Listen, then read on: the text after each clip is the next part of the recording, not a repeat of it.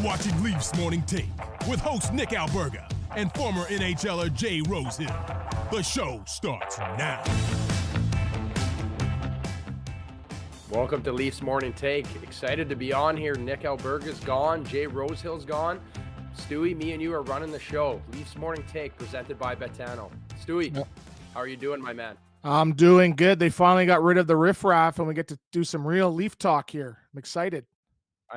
I know, seriously. It's one of those things. It's exciting, obviously, getting to sit in the big chair here. I moved over to the left a little bit, so it's a little bit interesting for me. But tough time right now in Leafland. Obviously, for me, I just got back from Mexico, buddy. So I was down there working on my tan. I come home to Thunder Bay in Canada, and the weather is absolutely freezing. How are you doing up in Toronto?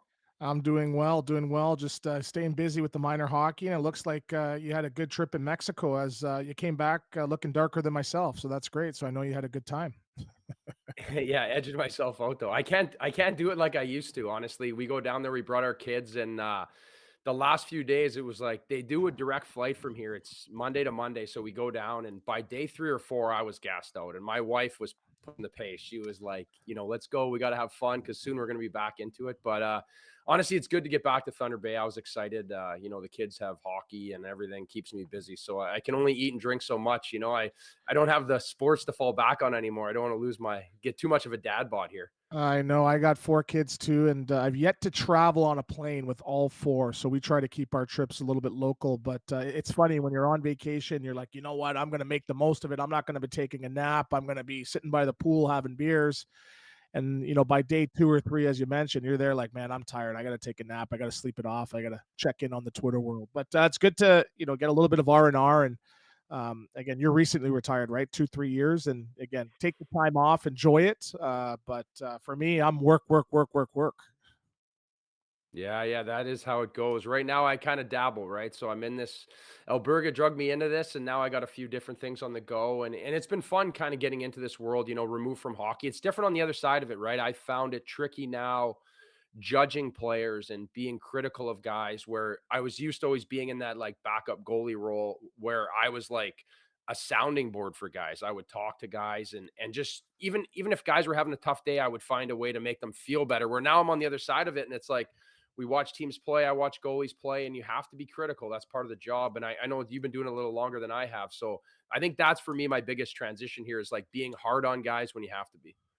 Yeah, I had a bit of a realization moment. I think my 3rd week into doing media where I'm like, these are what my coaches were talking about me, what they needed me to do when they're talking about urgency and you need to play the right way and then, play with a little bit of jam. So now that you're on the analyzing stuff and you're watching it from video, you're watching it live, you definitely have a different perspective. But again, it's for me, it's amazing. You get to chat hockey for a living. And, you had a unique perspective, right? As you're sort of the guy, the glue guy in the dressing room, you got to stay excited. You got to be motivated because you can't be looking, hey, I'm not playing and sort of be a distraction in the dressing room. I was the same way. I was a 4th line guy in and out of the lineup. I sat 45 games one year.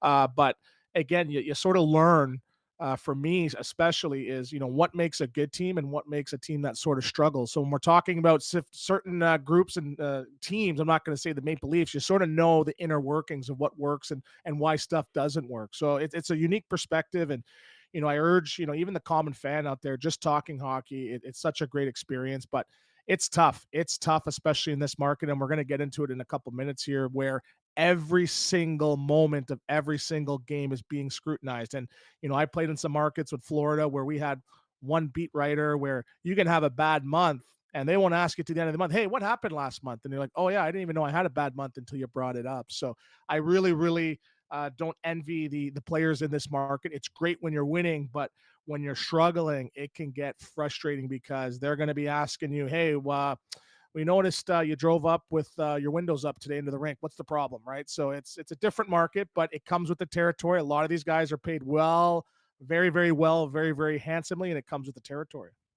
Yeah, for sure. And that's the cross you bear playing for the Toronto Maple Leafs. And today you got a couple glue guys here to glue this show together, and the chat's buzzing already. And I'm excited to be here hosting it with you. And for those of you that can get our show, it's at Leafs Nation 401 on YouTube or Leafs Morning Take, wherever you find your podcast. So Stewie, we should just get right into it here with our first segment here about Tree Living returning to Calgary, and it's sponsored by DoorDash. Brought to you by DoorDash. It's time for the appetizer. For a limited time, our listeners can get 25% off and up to $10 in value, and zero delivery fees on their first order of $15 or more when you download the DoorDash app and enter the code NATION25. That's code NATION25, all uppercase. That's 25% off your first order with DoorDash. Offer valid in Canada and subject to change. Terms apply. So Tree Living spent 9 years with the Calgary Flames, and he's headed back there. So it'll be interesting to see, he's known for a lot of trades, and he's done a lot when he was in Calgary. Now going back there and seeing where that team is at, it'll be interesting to see the welcome he gets there. So for, it's obviously been a while, and I think the way the Leafs are playing right now and the Flames are playing really good. I think I lost Stewie there, but it's interesting, right? Like, this has been a tough road trip, right? They go into Edmonton and they lose that game with a 2-0 lead. And I thought in the first period they were playing really well, and this team is just finding a way to just lose hockey games at tough times. So I think for me, it's one of those things, they need to find a way to be better in their defensive zone, right? And I look at the team that they've put together. Obviously, we've talked on this a bunch with Tree Living coming into, Toronto and what he's done. So I think honestly, just having the fact that he's lost, Klingberg to injury, which is like one of those signings that I don't think makes sense to anybody at this point. You sign a guy like that who doesn't do anything that's going to help shore up that back end. And as we get closer to trade deadline, what is Tree Living going to do? He's known for making some big trades, and he's made some trades over, obviously, when he was with Calgary, obviously the biggest one, dealing Matthew Tkachuk out of there. But it'll be interesting to see how it goes. I think we got Stewie back there. So Stewie, Tree Living heading back to Calgary, any of your takes here, like how his welcome's going to be?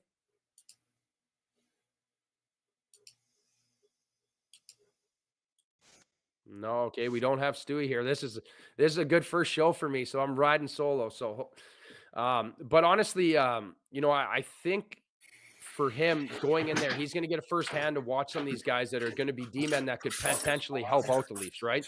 When we look at the Leafs D-core, you think of, Morgan Rielly being maybe the top 4-1.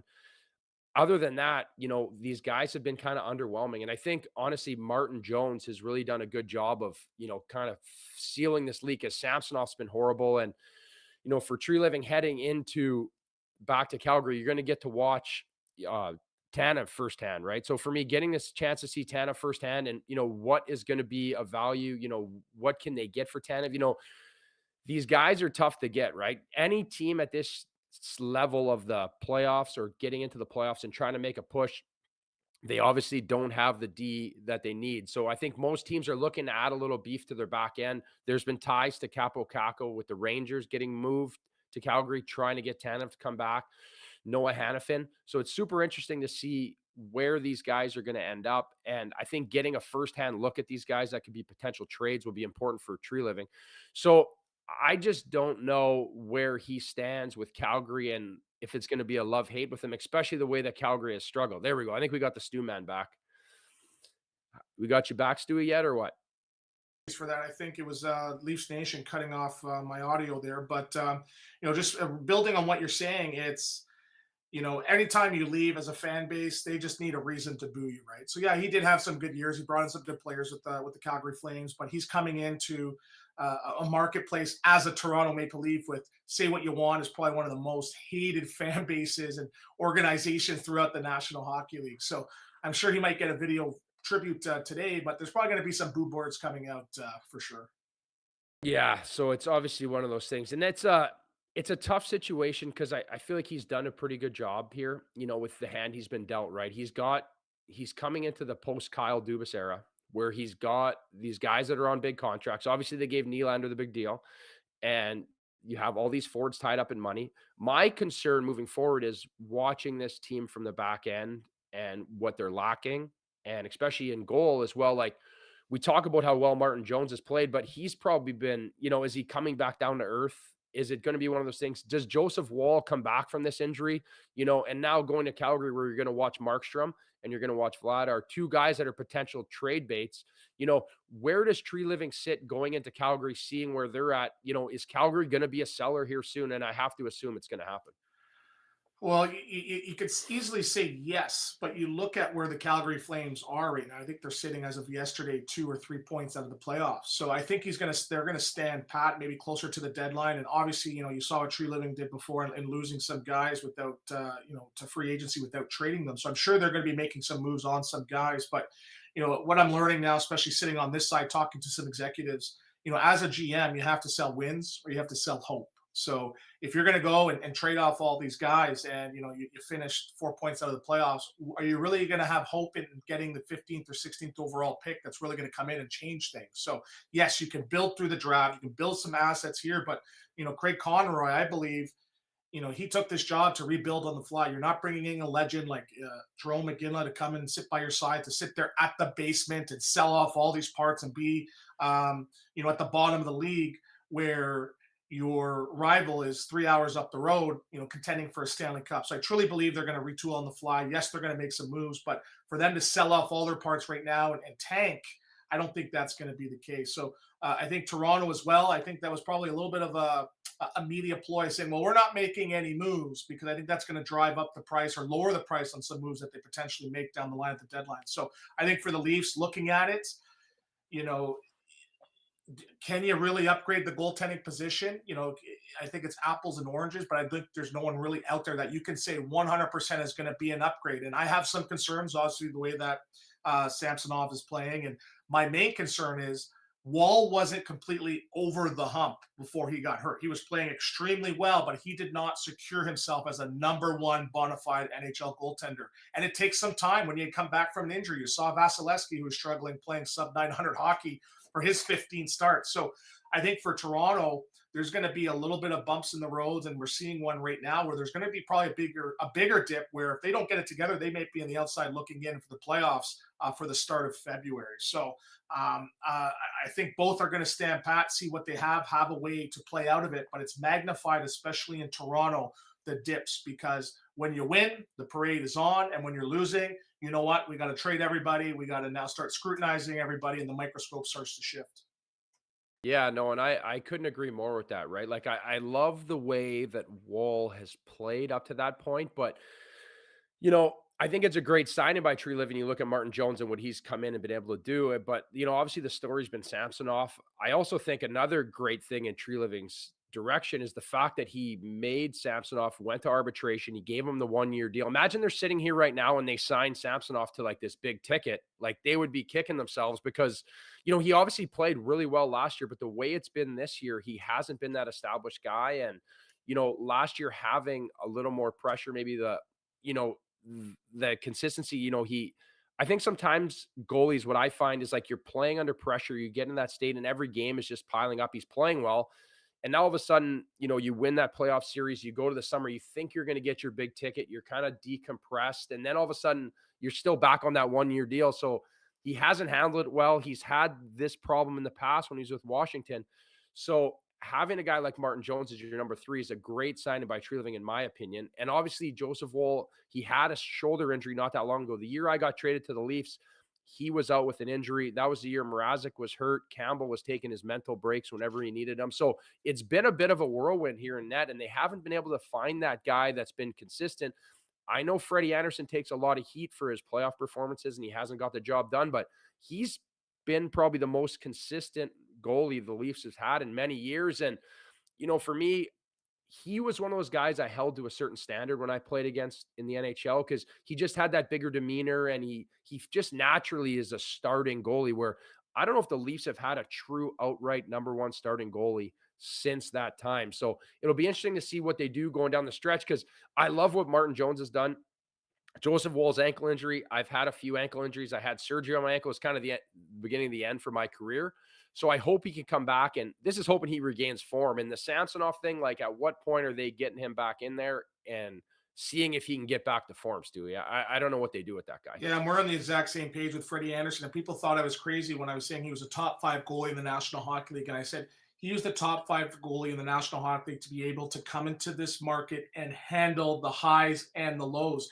And there wasn't any media controversy with him until he got hurt or until he lost out of the playoffs. Until he was on his way out, you didn't hear boo. It was all positive for the most part with Freddie Anderson. So that's part of being a goaltender in the National Hockey League. I want to ask you, like, if you had the opportunity to sign for 1.25 million in Toronto versus 900 or 950 in Buffalo, what would you take? I think I know the answer. Yeah, honestly, like I think it would depend what phase of my career I was at. Like I broke in with the Hawks a bit and then I got my first real one way with the Predators and I feel like playing behind Pekka Rinne and playing in Nashville, I was like if we won, we lost, like you kind of touched on in Florida. It was Preds won, Preds lost, no big deal, right? I was protected where these young guys coming into this Toronto market, man, it is tough. Like I had a stint in Buffalo and like they were hard on us, but it's not the same as playing for the Toronto Maple Leafs, man. This Right. is Like, another yeah. world. Like even Hildenby, So right? He came in, didn't even play a game. He's got a nickname. Everyone's asking where he is. Look how big he, right? And it's like he didn't even play a game yet. So it comes with the territory, and that's why a lot of guys they come here to roll the dice because if you win, you are a legend. I was coaching with in the top prospects game in the GTHL with Thomas Caberlet, and people love him because the little success that the Leafs had in the last 30, 40 years, he was part of that for a bit. And people love him. People love him. Wendell Clark, they love Tucker. So again, if they win a cup with some of these guys, they're not going to be buying a beer for the rest of their lives. But I think for this group, they have to find a way just to try to get over the hump, and it starts with goaltending. So that's where everyone's saying, well, let's just wait till Hall gets back. So Wall gets back. I don't know if he's going to be the saving grace. So that's why, I'm interested to see how Samsonov gets out of this funk. He had a really good start the other night too, because I think they're going to need him. So they're going to need a solid 1A, 1B. You're not going to get that from the market. So I think internally they have to solve this problem. no, and I agree. And it gets to a point where you start to look at the coach, right? And for me, it's the structure they play with. They still give up a lot of high end chances. When I turn on a game and you're watching a team that plays with more structure, that's more consistent. Even the night when we played Carolina, and just it's relentless. There's no space in the D zone. There's nowhere this run and gun offense that we play and like you're winning 6-5 hockey games or you're blowing 2-goal leads like they have multiple times now. At some point, when do we look at Sheldon Keefe and say, like, you need to make a move here? Or because obviously what he's trying to do isn't setting in. And Treliving has, he's when he was in Calgary, he's played with a lot of different coaches. He's moved guys. And I know Sheldon Keefe just got his extension, but it wasn't his guy. Dubas hired Sheldon Keefe. At what point do we go, it's time for a coaching change here, or we start moving out some big players and trying to get somebody on the back end here? Well, I think they made that decision on what the coaching is going to be when they re-signed Sheldon Keefe, right? So again, I don't necessarily think he's the issue. If they're going to ride with him, they made that decision. And remember, your number one a priority as a GM is to win, and I think your second is self-preservation, right? So if you fire a coach now, that's one bullet fired. So I think he's going to take his time in firing that bullet. And yes, there are some great coaches out there too, but this was a similar situation a couple of years ago. Well, Babcock's the problem. Babcock's the problem. They need he's too hard on the players, and they come in, they bring a players coach in. Oh, now they need someone that's hard. So I think it's a bit of a tale of the Goldilocks and the Three Bears. You're not going to find the perfect coach for this group, and I think it comes down to the players needing to step up and. Internally, they have to figure this out. Your star players have to be your star players. And, I actually read a great article today by Justin Bourne, and he said the Leafs are dead last in the National Hockey League in O-zone possession time. When you think about all the offense that they're creating and the activation and the role plays, they are the lowest in the National Hockey League. So that means there's a lot of hope plays, a lot of one and done plays. And you're looking at some of the goals that they've been letting in lately, especially when blowing leads.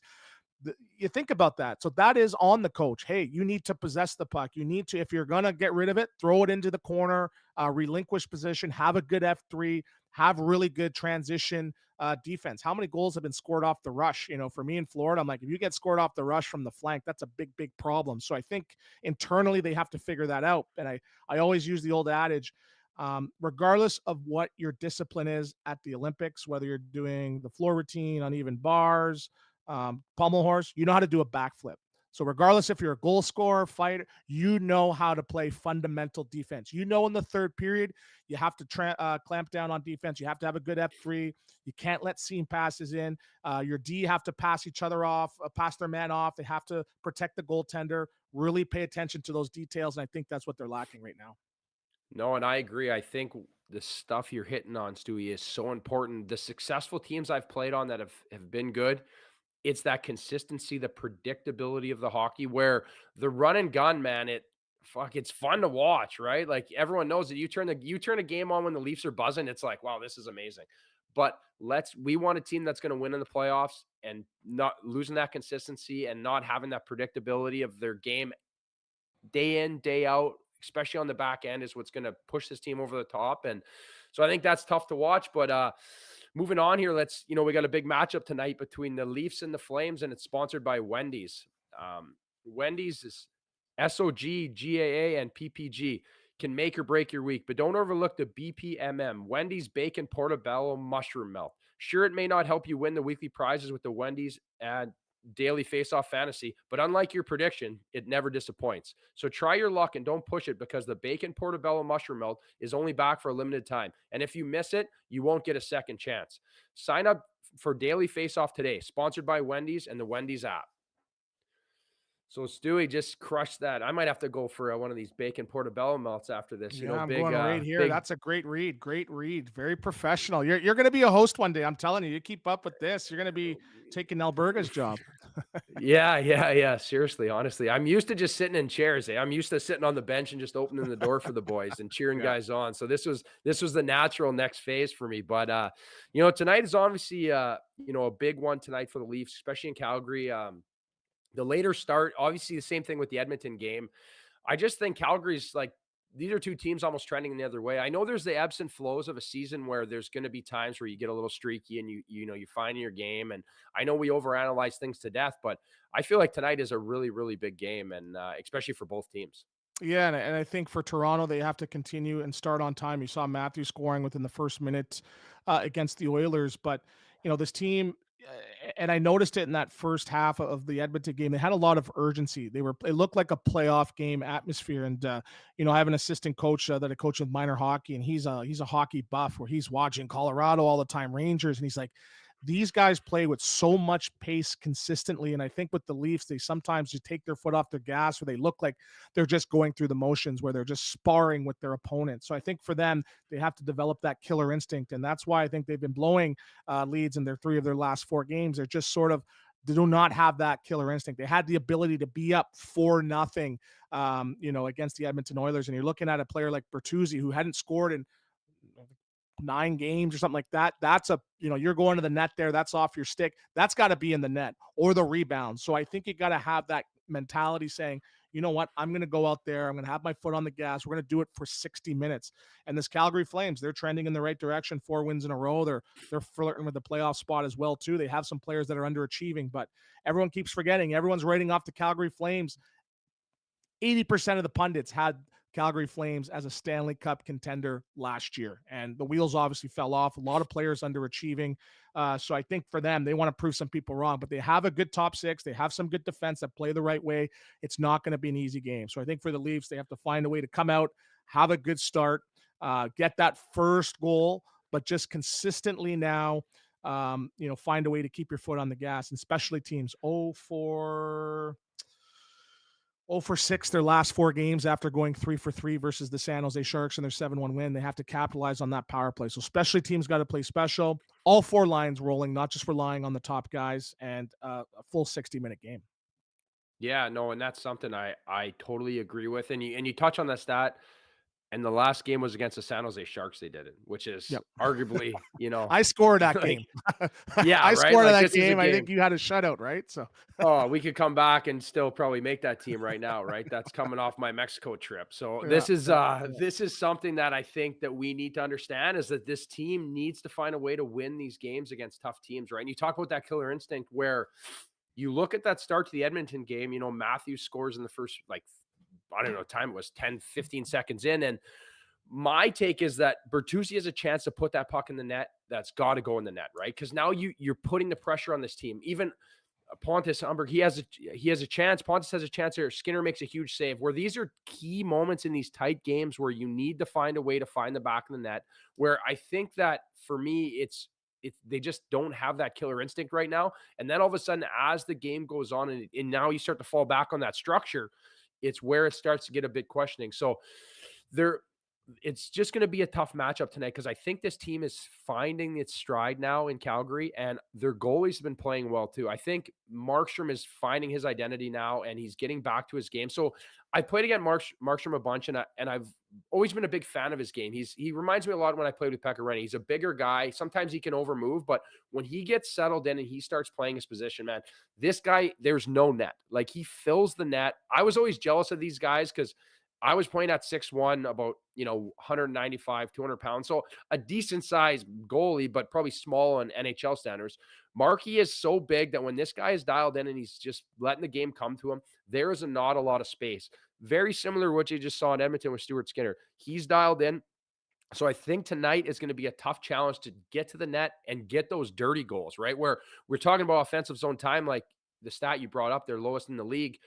Off the rush is going to be hard, right? They have big D-men. They have guys that are going to eat up time and space. So who's going to go to those areas and get the greasy goals and find that way to play that playoff hockey? Because I think tonight is one of those games where it'll see who can step up and really get into those tough areas. Yeah, with the Flames, they really shut down in the defensive zone. You have to earn your ice, and have to play with a sense of urgency. So for them, they have to find a way. And trust me, it's great. I teach the young kids now about the rolling and the activating, D shooting down the wall. But I think it's going to be meat and potato goals that are going to be beating the goaltenders for Calgary Flames. So I'm not sure, is Markstrom confirmed tonight, or is he still out, or I'm not too sure. But they just called up a kid from the Czech Republic here that was playing in the minors, or 6'8", 250 pounds. So he's going to be up and down. And so that bottom six better be prepared for that as well. And that's what I like. And that's what I want to see in a team, a good, consistent, contending team.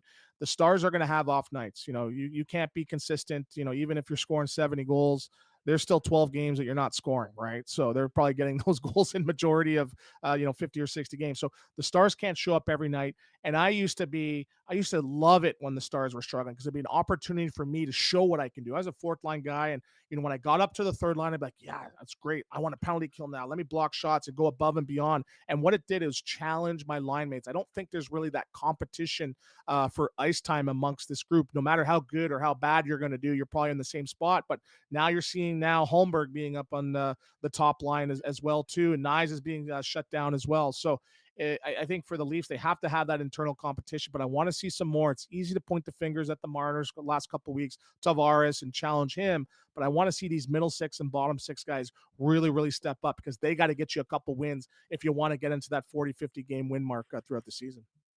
Yes, for sure. You need those guys to step up, those depth guys. And obviously, there's always a storyline that Chad's buzzing here. Lots of talk about Kadri, which is always, Kadri against the Leafs is something that always you like to see, especially someone brought up here, Domi versus Kadri kind of matchup here. Those two guys that are going to be, headline tonight. But for me, looking at this matchup and just blowing these leads lately, is not a good sign, especially a team that's been struggling to win in regulation, having leads and finding ways to shut things down late in games, which is finding that killer instinct. And for me, Nylander just signs that big ticket, right? And he's pointless in 4 straight outings, which is like, is it one of these things where it's like, I got my bag now, I'm shutting the mill? And I only use the term bag because I heard you say that when we were doing that Christmas special that didn't air. And like, man, he got we the get bag paid for man. that. I'm kidding. I don't know, No. man. They used us hard on that one. But it's one of those things. It's like, is he going to be non-existent now? Because he got his money, man, and that is a lot of. But when you put it cash. in perspective, what can he buy now that he can't buy with his last contract that he had, right? When you think about it, right? So the one thing that I'm worried about is, and it's the prime example in the prime line, it's tough to go for a run when you have silk pajamas. That's the old boxer adage. So for me, when you get that check for $11 million in July 1st, what are you doing from July until September training camp. Are you training? Are you getting prepared? Are you getting ready for the season? So for me, I think that motivation in the summer and that sort of tails into the beginning of the season. But you're looking at guys like Matthews, great start, Marner as well too. So I think for Nylander, there's going to be a grace period here. Give him some time, but there's going to be expectations. People were on him the last couple of years, and he's been probably one of the most consistent forwards. So I know he's had an off game last couple games or series since he's scored those signed that big contract, but this has been amongst the big forward. I think he's been probably next to Matthews the most consistent forward. Yes, his game drifts off into a little bit floating territory. His back checking is sometimes that lack thereof. But again, when it matters, the playoffs, he steps up, he comes in place. But going forward now, when this ticket steps up and kicks in, he's going to have to perform every single night. And it takes a special player, right? The Pasternaks, the Marchands, the McKinnons, the McCarrs, those guys do it. But I'd love to see them do it in this market where every single fumble, they bring it up. So part of it's the market, but at the end of the day, it comes with the responsibility of being a high played player in Toronto. If you took the money, it comes with the territory. You have to find a way to perform. No ifs, ands, or buts. Yeah, it's one of those things. It's what have you done for me lately market, right? And it's tough, and that's across the bear, right? So even I think Nylander's been unbelievable this year, as long with Matthews, right? These guys where that bottom six needs to pick up time. They need to help. He needs to know, like I touch on Keefe's comments talking about after 42 games, I still have questions about who I can rely upon. Who is that a shot at, right? Where he's worried about trying to in tie hockey games. Who's he going to put over the boards that he knows that can give him a shift that isn't going to end up with a puck in the net, right? And this isn't about the stars. This isn't about scoring goals. These are about the guys that he can rely on every time to go over the wall. You know how it is, Stewie. If you're not a scorer, you need to be counted on playing the walls, getting pucks out into the neutral zone, getting pucks in deep, or even creating like icings on the other team. You're pinning them in so the big boys can go out and do their work, right? So Yeah, this is it's something funny. you Yeah. know. Yeah, and I'm not sure if you play with Clark MacArthur. I don't think you have, but No. when we were in the minors together with in Rochester, I used to get called up. I got called up 9 times one year to the Florida Panthers, and I'd come back after 1 or 2 games. So I played 26 games, and my stat line was 0 goals, 0 assists, 0 points, 0 penalty minutes, 0 plus minus. And he would always make fun of me. Ooh, the ghost is back, the ghost of Christmas. There was no record of me even being in these games. And I didn't have any coach pull me aside or tell me that's what I need to do. I need to go out and fight or do something. That you have to figure that out yourself. So I think a lot of these guys, and some of them, especially in the bottom six, are just going through the games, floating through the games, saying, well, you know what? If the game's on the line, Matthews, Marner, JT are going to step up and win us this game. But you have to have that internal hunger to say, I want to have responsibility. I want to be the guy that's out there protecting a lead. And that's the worst thing a coach can say. I don't know who I can trust or who I can put out there and that's after 42 games. That's the worst compliment you can give a group. So if I'm a guy that's a bottom six guy or a middle six guy, that I'm taking that personally and saying, I got to step up and hold my keep. So whether you're playing 7 minutes, 9 minutes, 11 minutes, I go back to my days in Carolina. I was playing 7.5 minutes a night. I was playing with Tim Brent as a centerman, and we had Derek Jocelyn as a winger who was a defenseman. I still finished with 20 points, still had 40 penalty minutes or whatever, and I was still involved every single night. I made the most of what I was given. And that was a veteran NHL guy of 10 years saying, I have to figure this out. So I think for these guys, it's, well, better luck next year, or we're going to trade some guys and get an opportunity. No, you have to seize the moment. You have to come in and earn your opportunity, earn a spot, show, hey, you know what? Instead of them giving Bertuzzi a 5-year deal at 5.5, maybe I'm going to step up and be the guy that can step into that top six and play a good, reliable role. Just think about it. Before Nyes and Robertson, when is the last time a second-round draft pick has played for the Toronto Maple Leafs? How are you not developing a Simon Benoit? How are you not developing that's the most basic defenseman you've ever seen. And everyone's like, wow, this guy's amazing. We got to lock him in. Are we going to be able to afford him? You should be able to develop 5 of those guys in the last 10, 12 years. So I think it's easy to point the finger at the top guys, but I knew when I was sitting in a situation like this, the onus was on me, and I would go above and beyond to try to make an impact. And when there was a collective of us trying to make an impact, that's when it would lead to wins. That's when it lead to us, having a bigger impact on the game and performing well, which pushed the team and made the team get a couple extra wins. Yeah, and it's important, right? And the grind of the season just like I do, right? And there's nights where the big dogs can't get it done, or they're struggling, or it's a game where like sometimes guys get checked out, right? Like the fans hate to hear that, but there's a night where like, man, this game isn't going our way. This goalie's hot, blah, blah, blah. Where that's where you have those depth guys, the third, fourth liners that go out, throw a big check, get some momentum going, get pucks in. I always touch on when I played in St. Louis, a line that was great for us was Scotty Upshall, Kyle Brodziak, Ryan Reeves. I know Reeves takes a ton of heat, but when we were playing at St. Louis, this fourth line won us so many games because our star player, Vladimir Tarasenko, would be checked out, right? There's nights where these guys, the star players, can't be on, but they would get the puck in, forecheck the heck out of the team, get them, pin them down low, down low, down low, get an icing or get an offensive zone faceoff. And now these big dogs go out and now they're getting their looks they want, right? They're getting a line that's tired, or they draw a power play, or they get something to get the momentum going in a game. Where this is where I struggle with this hockey team, is that bottom six finding ways to get, win the game for the top six, right? The top six, not every night can win it. You need to have that. And obviously there's issues in the back end of that, but this bottom six, like, look at this matchup in the East. Like, is there any team you think you could face right now in the Atlantic that you're going to beat, like in a 7-game series where it's going to be a dice roll, right? Like Florida is playing really good. They've dropped 3 straight, but Florida is a dangerous hockey team.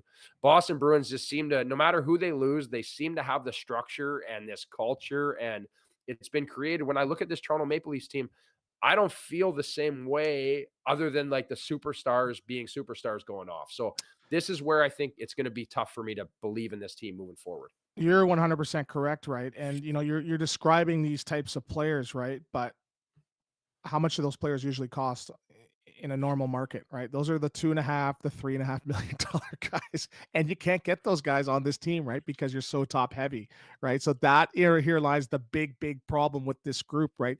Can you get a guy at $1.5 million to come in and do that? You might be able to get one, but you cannot fill those bottom 6 roles with those guys that can step in and have a positive impact on the roster. You're talking about free agency. Usually free agency, if you get 60% success rate on your free agents, you're laughing, and it hasn't been the case with this Toronto Maple Leafs team. So I think internally they need to have a way to figure out. And if you don't have the group, well, you have to have the system that insulates and protects your your shortcomings. And I think that's the issue. They have some shortcomings. Like, well, you know what? We have the talent that can outperform our shortcomings, and that's great. That can happen maybe in a 82-game season, but in the playoffs, teams will capitalize and expose your shortcomings. And everyone could say, they didn't score enough goals against Florida Panthers.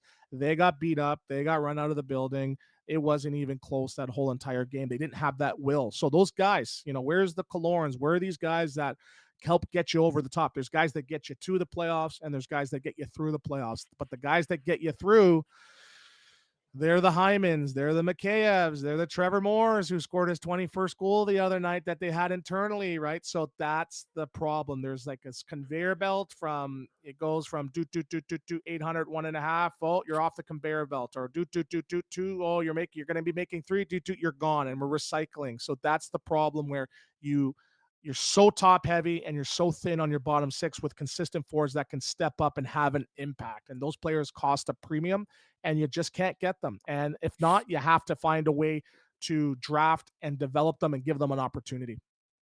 Yeah, and they need to be developed from within. So, in my time with the Leafs and even being a Black Ace for a bit, what I found is with the Marlies and with the Leafs is there's no like step up to the NHL, in my opinion. Like in other organizations, when you're in the American League and you have just a Gatorade jug and a few protein bars, where like you get to the NHL, you're like, holy fuck, this is unbelievable, right? Like the step up in quality, in lifestyle, and earning it, where like I know it's great and they have a lot of, I think about like too many cooks in the kitchen, right? Like these guys get on the ice and there's like a skating coach, a shooting coach, a stretching coach. I remember getting sent with the Leafs to like work on like some body mobility with a lady. I was like, what is going on, man? Like there's so many moving parts where it's like, it's great, right? There's tons of resources, but I think there needs to be like I'm in the minors, now I'm in the NHL, right? There needs to be something that's earned, not like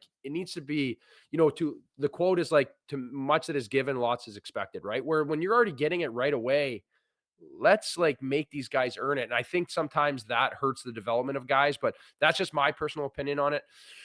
And I also think now getting into that, what we talked about is if you're not developing within, it's hard to just go buy guys, right? It's just when you get the free agent market, now all of a sudden, like I've been a free agent, I've been the guy where you can hold teams to the flames and try to make your money, right? Because you have a short window to make it, and it's hard to sign guys for cheap. So it'll be interesting moving forward. I think with the trade deadline looming and with the holes in this team, what they do and where they can find these paces. So it'll be interesting to see. So I think for me, what do you think as the trade deadline looms? Where's someone or a player or a goalie, defenseman, that is in the market for this team that they can afford? I don't know. I don't know who's going to be sellers, right? So can you get a Hannafin that can step in and give you some good two-way playing as well too? There's some rumors that he might be resigning with the Calgary Flames or who may be, but you go back to the assets. What assets do they have that they can really get rid of, right? Last year, they were dangling Matthew Knies. I said, well, not a chance. He's probably their only guy that could step in and play within the next 18 months consistently, right? So what assets do you have? Are you going to be giving up for another first rounder? Are you going to be giving up Minton or some of these guys? I don't think they really want to get that. So again, yes, you're in a win mode now, but what can you say is gonna come in here and really step up and be an upgrade, right? They made all these moves last year, and like you said, it maybe hit at 50%, probably less than 50%. So Treliving, again, only having so many bullets, is he gonna come in and really try to revamp this roster at the deadline, or is he going to take his time? He's going to have some money coming off the books in the offseason and really make a calculated effort to really rebuild this roster. So I'm not sure what he's going to do. There's going to be some pressure from the media, and again, maybe he is influenced by that, maybe not, but what can you really go out there and afford that's going to come in and make a huge upgrade? Are you really going to get a top four defenseman? You've lost that in Klingberg, who you signed. He didn't perform like that, but that's who you brought him in to be. Can you now get another number four defenseman? What's that going to cost, right? Are you going to get another scoring winger that can step in the bottom six and, maybe win some faceoffs or play on the wing and center? That costs a premium as well. So it's easy to say what they can do or what they should do, but do they have the ability to do that? And I just don't think they have the assets that they're worth giving up to get that at this point. No, and I agree with you, Stewie, right? It's like, what are you going to give up to at this point, right? That you can't. It's tough, right? It's a tough situation around, but that was a quick 40. So I'd like to head to the next one here, segment 3 here. Betano wrap up. The Betano wrap up is presented by Betano.ca. The game starts now. 19 plus, please play responsibly. So that was quick, buddy. We are getting good at this. This chat is buzzing. I don't know how Alberga does this, man. I'm trying to read this chat. Someone giving me crap because I swore. Hopefully they don't show this. My mom's gonna be mad at me, but it's honestly one of those things, man. This has been fun. Obviously, talking Leafs here. Any bets you like tonight? Anything you see in tonight's slate? Whether it's the Leafs, Flames, or something that you think could hit. Let me just check right now. I'm usually good with it. I'm not really a betting guy, but I'm going to go right now. I'm going to pick the under. And again, you never want to be voting for no goals or no offense, but I think right now teams are going to be focusing on defense, not giving up the leads. I'm going hitting the under for Calgary versus Toronto, and I'm going to go anytime goal by Austin Matthews. So instead of gambling, maybe go, do a pro line or, bet your friend 5 cents. I don't like anyone losing any money. Don't take that to heart. So I say Matthews anytime goal and the under in Toronto Calgary tonight.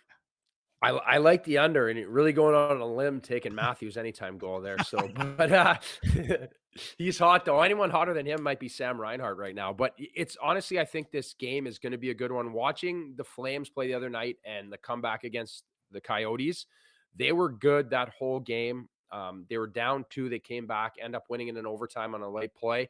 I think this is going to be a huge matchup tonight. I do like the under here, and I want to say I don't know if Samsonov's starting or Jones. We don't have that yet, but I'm going to take the saves over because I think whoever's in net tonight is going to get peppered because I think this Flames team is rolling right now. They're going to come out buzzing, and this should be a good game, I think, just in the fact of what's going to be offered and what's expected. This is like going to be a playoff atmosphere tonight, and I'm excited to watch this one. So it should be good to tune in. I know the boys, Nick's playing out there pond hockey out in Jasper, Alberta. So hopefully it'd be nice if we had a live shot of Nick playing his pond hockey game out there. We'll see if we could, I I think he's imagine going to it's be, dusty. I imagine it's dusty, yeah, and if the Islander, I'm sure there's gonna be some Islander fans trying to catch him so they could chirp him. But no, that's great. You did a yeah, great yeah. job today, and kudos to Rosie and Nick, and on such a great show. And I'm privileged to be here. It's great, and great guys, really great guys, great hosts as well too. So it was really, really great working with you today. Yeah, thanks, Stewie. Obviously, that was fun, and that does it for today. Until next time, enjoy your weekend, and we'll check out this game tonight. Go Leafs, go!